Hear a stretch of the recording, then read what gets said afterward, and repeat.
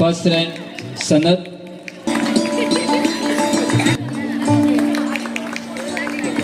रुदिजा Kaloji.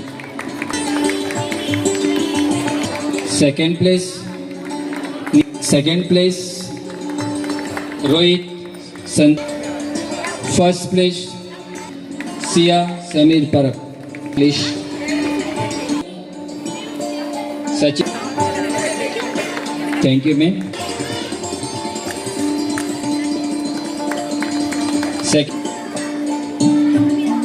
Standard 6 ऐसे writing. Second place Priya Gajanan चारी।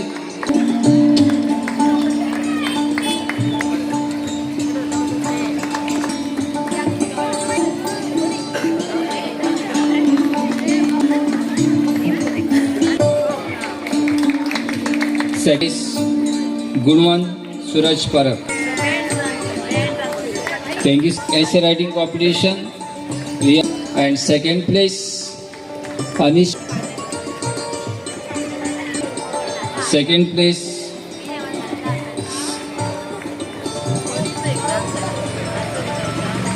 Thank you sir Sanat Sachin Naik.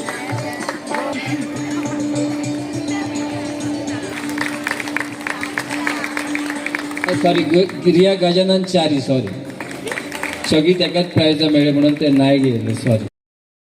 भुरग्यांचे खूप अभिनंदन। शाळेन खूपशी कॉम्पिटिशन जातात, सगळ्या भुरग्यांनी त्या कॉम्पिटिशनांनी भाग घेवपाचो आणि आपली जी कला आहा ती अभ्यासा बरोबर दाखोवपाची आणि अशेंच आपले शाळेचे आणि आपले सुद्धा नाव उज्वल करचे।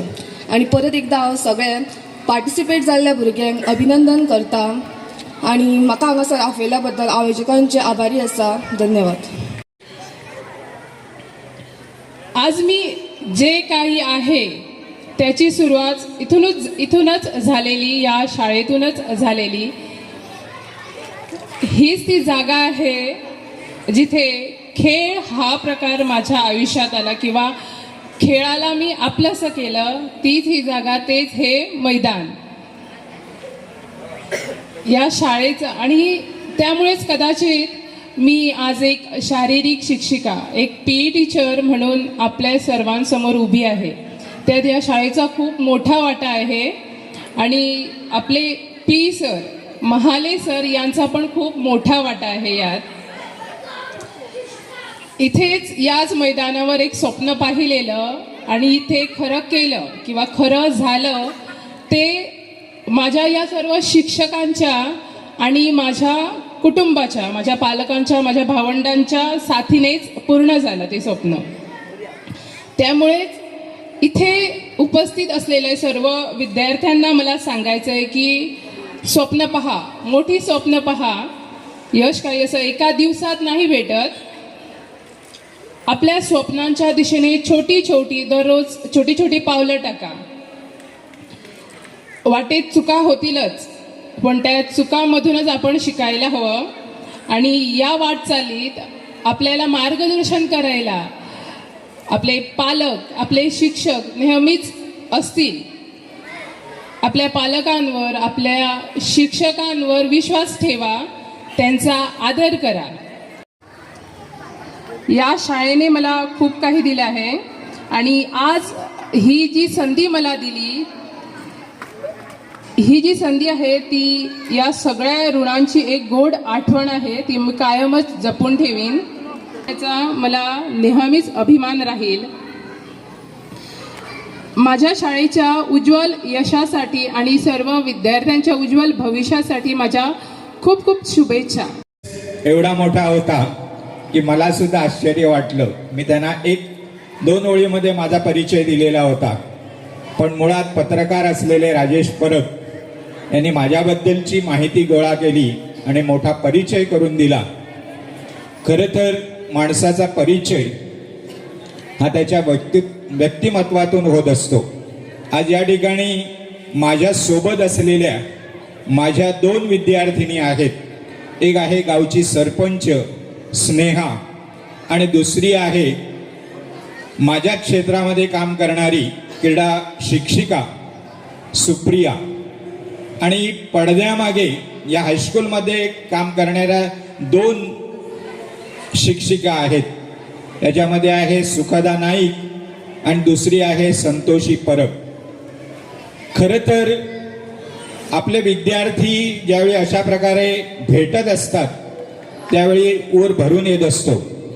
या व्यासपीठावर उपस्थित असलेले या संस्थेचे युनिव्हर्सल एज्युकेशन संस्थेचे अध्यक्ष आमचे मित्र नंदकिशोर नानजी, व्यवस्थापक राजेश परब, त्याचबरोबर या विद्यालयाचे मुख्याध्यापक संगम मामल सर, गावचे पंच सदस्य सागर तिळवे, तिचे अध्यक्ष शाळा व्यवस्थापन समितीचे अध्यक्ष विष्णू नाईक, प्राचार्य यशवंत नाईक, प्रसाद परब आणि विद्यार्थी आणि पालक हो.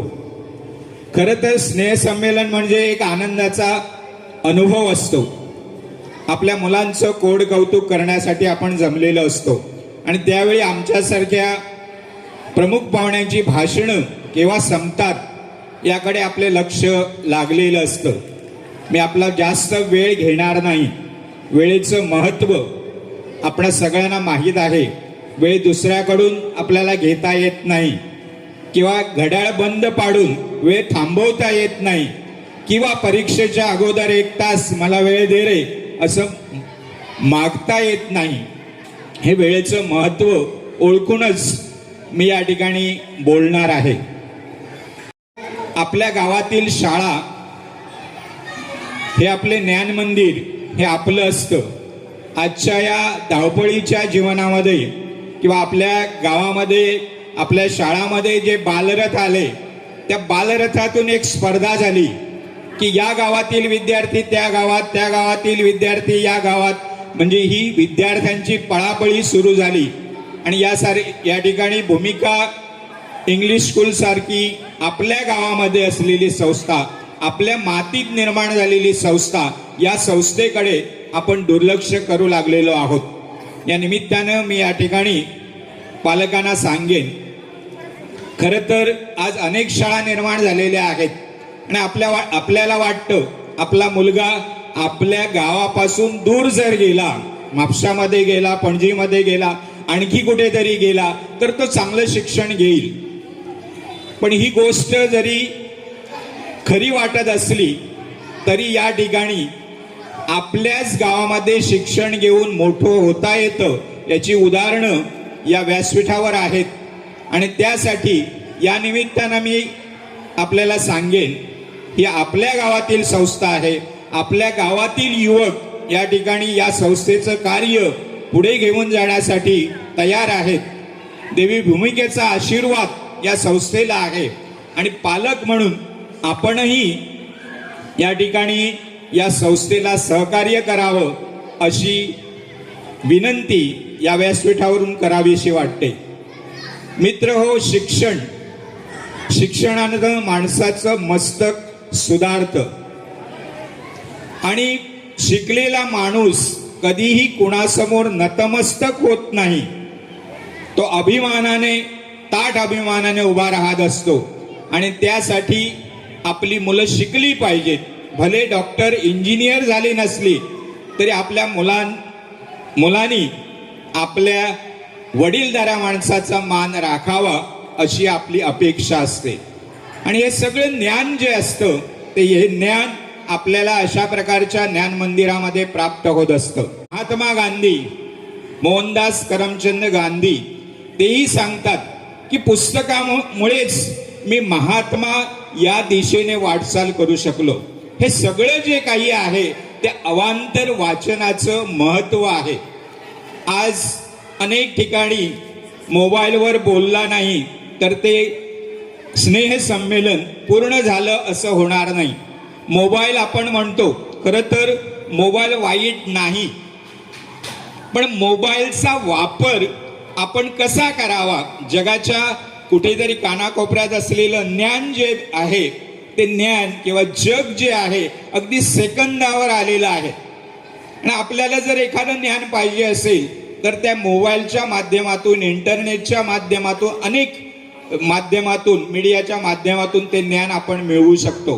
पण त्यासाठी या मोबाईलचा वापर आपण व्यवस्थितपणे करायला हवा. आजचे पालक आपण बघतो, लहान मूल रडत असेल, बघ आणि थांब असं आपण सांगत असतो, ती सवय लागते हळूहळू.